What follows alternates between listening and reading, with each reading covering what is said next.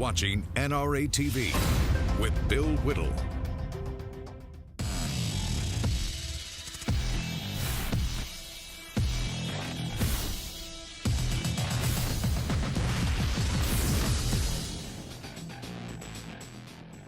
Hey everybody, welcome to Los Angeles. Live from Los Angeles, it's the Hot Mic Show. I'm Bill Whittle, and today's program is entitled, We Don't Like You. We Really Don't Like You. So return with us now to those thrilling days of yesteryear, won't we? Let's go back to the Oscar ceremony of 1985, when Sally Field won for Places in the Heart, I think it was. Let's have a look at what she had to say up there on the Oscar podium. But I want to say thank you to you. I haven't had an orthodox career, and I've wanted more than anything to have your respect. The first time I didn't feel it, but this time I feel it, and I can't deny the fact that you like me. Right now, you like me.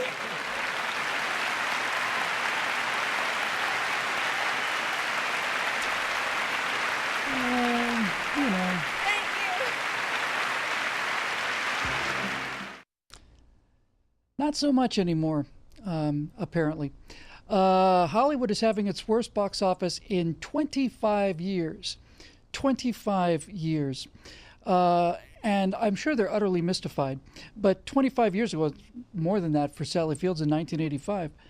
But Hollywood has changed. Hollywood has gone from the place that everybody used to want to watch in the Golden Globes. Forget the Golden Globes, the Oscars. It was the television event of the season. You had luminaries like Sally Fields and Robert Duvall and all the rest of them. And now Hollywood is facing the worst summer box office it's had in 25 years, and I'm sure they don't know why. But I can tell you why. So let's go to another award winner, another award for ourselves, another breathlessly emotional, deeply humble thank you from just last year's Golden Globes win with Meryl Streep. You and all of us in this room really belong to the most vilified segments in American society right now. Think about it. Hollywood, foreigners, and the press. You like me, you really like me, we're the most vilified people in America right now. And I would like to say on behalf of half of America, if I may be so bold, that Hollywood, you brought this on yourself, and this is exactly the fruit of what you've been reaping for quite a long time now. Reaping of what you've been sowing quite a long time ago. Sorry about the mixed metaphor. How bad is it? Well, John Nolte over at Breitbart, Big Hollywood, said worst box office in 25 years. He says it's down 16% from 2016, just last year, obviously. Now, here's the problem, folks. If you're going to do one of these big Hollywood pictures, they call it a tentpole because it holds up the rest of the Hollywood studios year. Tentpole production like a big computer graphics adventure like, I don't know, Spider-Man, The Avengers, that kind of thing, Iron Man, Batman versus Superman. Those films are going to cost about $250 to $350 million each. One of the reasons they cost so much money is because Hollywood's accounting is so corrupt that nobody gets a piece of the back end because there is no back end. The Lord of the Rings movies, all three of them together, made something like $4 billion. And I think they wrote a check to the Tolkien estate for, I don't know, $70,000. So some ridiculous number, because the Tolkien estate, the author of Lord of the Rings, had the inexperience and the sad ignorance to go for a percentage of the net instead of a percentage of the gross. And in Hollywood, there is no net. They cross-collateralize anything. In any other business, these people be in jail. So everybody has to get paid up front. So $250 to $350 million. Now, if you're going to put a movie like that out, that's going to take a lot of promotion. So a pretty decent rule of thumb, works pretty well, is that you're going to have to double your budget in order to get out of the red. So needless to say, for a $250 million movie, you've got to make $500 million in box office in order to get back about where you were, because here in America, obviously, the distributors take a piece. You go to the movie theater, the people that own the theater make most of their money at the concession stand, but needless to say, they get a piece of the ticket prices. Now, some good news for Hollywood is that the international market has really opened up. China is obviously a huge market. And if you look at this, this is really interesting for two reasons. These are the top grossing movies internationally, not in America. International box office gross, these are the top 20. And the Fate of the Furious is number one with $1 billion and so on and so forth. But you can look over on the right there and see where it says number one market. China, China, Japan, China, China, China, China, South Korea, China, China, China, China, United Kingdom, China, United Kingdom, Germany, China, China, United Kingdom, China.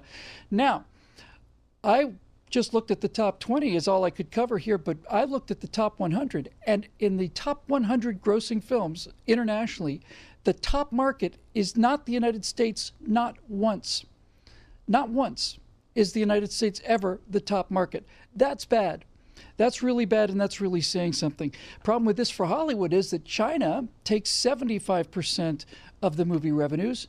So we have the comfort of knowing that whenever we send a movie like Captain America to China, the Chinese government takes three-quarters of the dollar. It takes 75 cents on the dollar. So Captain America is basically paying for Chinese aircraft carriers. It's kind of an interesting way to look at things sometimes. But of the top 100 grossing films, not one has its primary market in the United States of America, and that is very different from how things used to be. So helping us figure all of this out, helping us figure out why these people in Hollywood are starting to really tank and where those eyeballs that used to be watching Hollywood movies are going, it's our friend Mike Knowles from the Mike Knowles Show over on the Daily Wire, coming to us live from, I don't know, a mile and a half away down the street. Good to see you, Mike. How have you been? About 10 blocks away.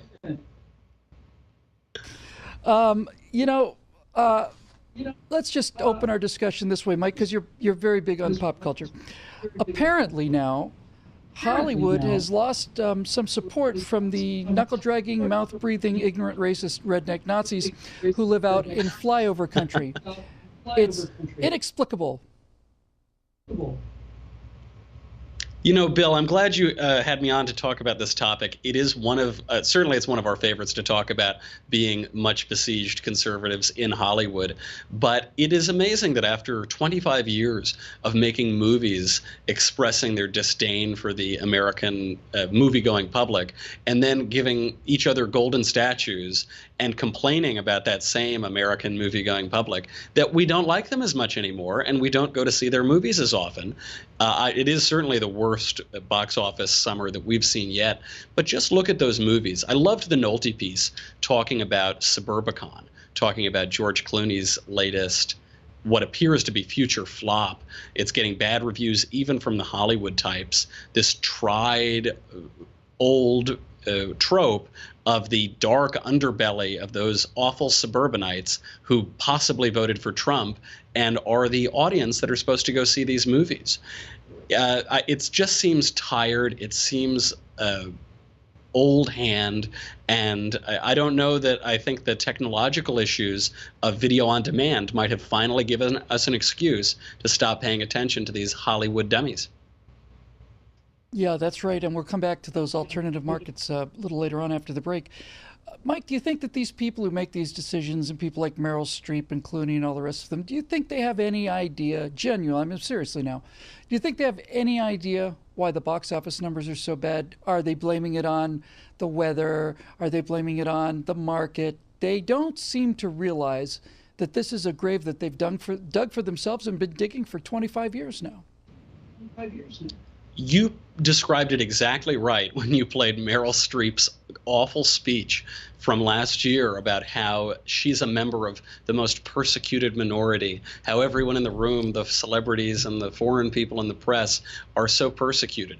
And you know actors, I know actors, we've been around these people a lot, and there is a real persecution mindset, because people should remember that these are really weird people. These are really broken people, very troubled people. They were in drama club in high school. They were never dating the cheerleader or the captain of the football team. And there really is, in my experience, and again, I'm speaking anecdotally, but I've got a lot of anecdotes. It's people who cannot relate to the mainstream culture and who have a real chip on their shoulder. And I think it's no coincidence that the moment that we see Hollywood really break its relationship with the American people is when the studios stopped having significant control, when they lost the theaters because of the Supreme Court, and when the lunatics began to run the asylum. So if you give George Clooney, who's a fine enough movie star, he's fun to watch on screen, if you start giving him creative control over projects and giving him directing powers, I think it's no surprise that he's going to say things and push for things that the viewing public has absolutely no interest in seeing. You know, I really would like to get to that. It's a great point, Mike. We're speaking in generalizations, obviously, but as you say, you have lots of anecdotes. I have lots of generalizations and a lot of information to base those on. Hollywood actors, first of all, there's a difference between being an actor in St. Louis, let's say, and being in Hollywood. Most of the people come to Hollywood to be actors, want to be movie stars. They tend to be very narcissistic people. They're obsessed with their own image. They're obsessed with their own reputation. And they also tend to be people who are not terribly well educated. So what we have is a really toxic combination, in my opinion, of an inferiority complex that needs to be eliminated by making these deep statements about very, very important issues, which they know nothing about. So it's a combination of the vanity and the self-centeredness and the ignorance, and it makes people like Meryl Streep or George Clooney, or just pick one, feel like they have to show everybody in the world that they are very smart and very, very good people because they make millions and millions and millions of dollars, while the extra standing behind them might make $7,500 a day. So it's a lot of guilt out there, I think, Mike. There's no more some of those income extras inequality might than there make is on a movie $100 set. a day. That's right. So Absolutely. you want to talk about income inequality? It's never bigger than it is on a movie set. That's absolutely right. And I'm glad you bring up the point of the actor in St. Louis or the guy who's at the regional theater in Connecticut or something, because there is a similarity that both of those people have, the Hollywood celebrity and the actor who's making the lowest equity rate at some theater, is they're both focused on the art of acting. They're focused on characters. They're digging into the inner life of the character, as Stanislavski's system would say. They're creating an inner life, and it's very introspective, and it's highly emotional, and it's focused on the play, or it's focused on the film, or what have you. The emotional intelligence that is required to do that craft, and there are some actors who are very good at it. Meryl Streep, perhaps now is not as good as she once was, but she was an excellent actress. The emotional intelligence that comes from that does not necessarily translate into the practical or philosophical intelligence, and certainly not into any historical or philosophical education that would allow some Hollywood know-nothing to pontificate and belittle his own audience. I always remember during the Bush years, Sean Penn would go and make these grand proclamations. He was always palling around with communist dictators. And for some reason, George W. Bush, who holds degrees from Yale and Harvard and who's worked in these serious positions his entire life, he's an idiot. But Sean Penn, who I think dropped out of a semester or two of college and has played make-believe for his whole life, he's supposed to be the one to whom we look for our intellect and our geopolitical ideas as a country. There is a real hazard in how articulate and beautiful the people in Hollywood can be. Yeah, that idiot George Bush used to be a supersonic fighter pilot as well, and a single-seat fighter. Let's just get into the weeds just a little bit before we get into where all these eyeballs are going. It looks like even these big tentpole pictures, which have kept Hollywood afloat for the last 10, 15 years, Iron Man, Spider-Man, Batman versus Superman, the Avengers, all of these things, they seem to be fading pretty fast. I mean, you can only make Iron Man 3 or 4, Spider-Man, the 5th or 6th in the reboot series. There's only 3 Avengers, there's 3 Thors. So these big comic book tentpoles look like they're in trouble. And that's not good for them, Mike. And also, it turns out that franchises, which we used to call sequels, by the way, they're also running out of juice. So bombs this year were Aliens, Transformers, Smurfs, hang on a second, Resident Evil, Underworld. All of these things that had done pretty well through 5 or 6 iterations are starting to really get played out, and people are tired of seeing this same junk. Just as you say, you can only make 700 million Thor movies. You can't, you at a certain point, you have told the story and it becomes formulaic, artistically speaking. But the shift that we made years ago to market toward the Chinese market or other emerging markets rather than the American domestic market really, I think, signaled the end for these big tentpoles, the big superhero movies. Now it's virtually impossible to go to a movie theater and see a movie that isn't some sequel of a superhero franchise. And this began, I remember, in probably about 10 years ago now, the Superman franchise changed its moniker from Truth, Justice, and the American Way to remove the American way and say all that other stuff. And in part, you might say it's liberal pandering, but in part, it's also pandering to a foreign market, which is where these movies are going to make the majority of their money. So as that happens, you have the quality going down, but it's just naturally going to be less geared toward that American audience. And the shame in all of this is we've lost the movies for adults. That wonderful $25 million, $30 million movie you saw throughout the 90s and the early 2000s, it just doesn't really exist anymore. And so I'm not even a huge fan of superhero movies to begin with. I certainly am not a fan of them anymore because they're all I've been watching for a decade now. But what movie can I go see with my fiance on a Friday night that isn't going to involve Iron Man smashing buildings to bits? It's very hard to find even one. Yeah. Or Sean Penn and Matt Damon and George Clooney telling you what a racist Nazi you are. That's your other option. Comedies are tanked too. Mike, Baywatch, Snatched, Rough Night, Ghostbusters, The Boss, all of them not very good. But here's one I want to talk about before we go to the break. I want to talk about Ghostbusters for a second. They did a remake of Ghostbusters 20 years, 30 years after the original. You can see the original guys there in the first Ghostbusters. That first Ghostbusters was an original, very funny, very clever film. Here's the remake from 2016. Now you may notice a difference among the Ghostbusters. And the difference is, I hope you're sitting down, is that the original Ghostbusters were 4 wisecracking guys, and the new Ghostbusters are 4 wisecracking women. And Mike, it just doesn't work. And I'm wondering if you feel, as I feel, that the American people are tired of being told how progressive they have to be by saying, if you don't accept this all-woman Ghostbusters, it's because you're a misogynist, racist, conservative swine.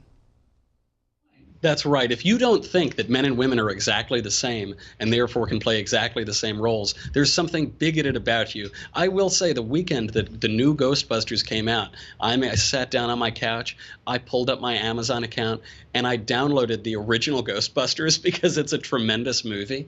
But there's that aspect of it. There's always talk of the all-female Ocean's 11, God help us. Something tells me that Frank Sinatra can't translate into femininity very easily. You hear talk of the potentially female James Bond. That's what Charlize Theron appears to have been auditioning for in her recent movie Atomic Blonde. But there is this grander point, even beyond all the stupid progressive gimmicks that are going into these movies, is that there isn't any originality in them. They are just reboots. That's it. Baywatch has been around for a very long time. The Mummy has been around for a long time. Ghostbusters has been around for a long time.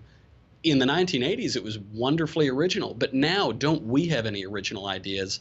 And as an artistic point, that may be because the movies as an art form have peaked and they're dying. And there are plenty of reasons that are technological and artistic, but they may have simply just entered into an irrevocable decline, sad to say.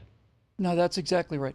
People want new ideas, and Hollywood's not giving them any new ideas. And when we come back after the break, we're going to talk about where some of those viewers have gone, where many of them have gone. And as Mike Knowles said, what is actually replacing movies as we know movies today. We'll be back in just a few minutes. I'm Bill Whittle. This is the Hot Mike Show on NRATV.